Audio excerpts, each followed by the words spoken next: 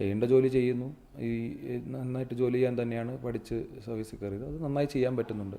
അല്ലാതെ അതിനകത്ത് വേറെ പ്രത്യേകിച്ച് IAS ആവണം എന്ന് പറഞ്ഞ് തന്നെ പരീക്ഷ എഴുതി കിട്ടി.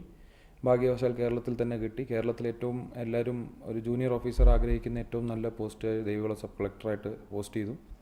ഇത്രയും ദിവസം എനിക്കും അതുപോലെ തന്നെ നിയമപരമായും വളരെ നല്ല രീതിയിൽ തന്നെ ജോലി ചെയ്യാൻ പറ്റുന്നുണ്ടെന്ന് തന്നെയാണ് വിശ്വാസം. അങ്ങനെയാണല്ലോ വിശ്വസിക്കേണ്ടത് എല്ലാ ഉദ്യോഗസ്ഥരും, അല്ലേ?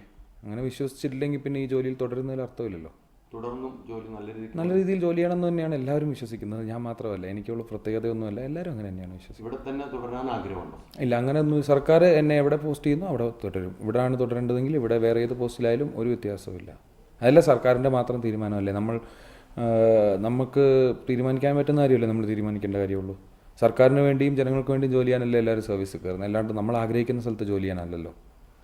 തീർച്ചയായും നമുക്ക് ഇതുവരെ ജീവിതത്തിൽ വന്ന വഴിയെല്ലാം നേട്ടങ്ങൾ മാത്രമേ ഉണ്ടായിട്ടുള്ളൂ, സന്തോഷം മാത്രമേ ഉണ്ടായിട്ടുള്ളൂ. അത് എല്ലാവർക്കും ലഭിക്കുന്ന ഒരു അനുഗ്രഹമല്ല, അല്ലെങ്കിൽ ഒരു ഭാഗ്യമല്ല.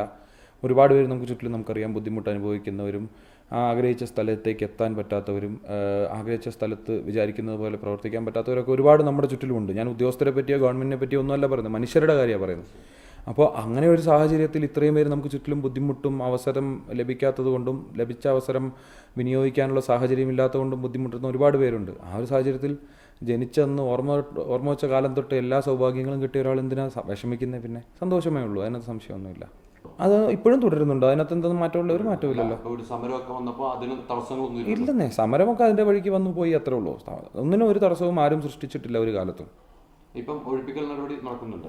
എല്ലാം നിയമപരമായിട്ട് ഞാൻ എൻ്റെ ഈ കസേരയിൽ ഇരുന്ന് ചെയ്യേണ്ട എല്ലാ പ്രവർത്തനങ്ങളും ഒഴിപ്പിക്കൽ മാത്രമല്ലല്ലോ എൻ്റെ ജോലി. വേറെ നിങ്ങൾ അറിയാത്ത ഒരുപാട് വശങ്ങൾ ഈ ജോലിക്കുണ്ട്. എല്ലാ കാര്യങ്ങളും ഒരേപോലെ നന്നായി നടക്കുന്നുണ്ട്, യാതൊരു സംശയവുമില്ല. ഇതോടെ എന്നും ലഭിച്ചിട്ടുണ്ട്. എനിക്ക് മാത്രമല്ല, കേരളത്തിലെ എല്ലാ ഉദ്യോഗസ്ഥർക്കും.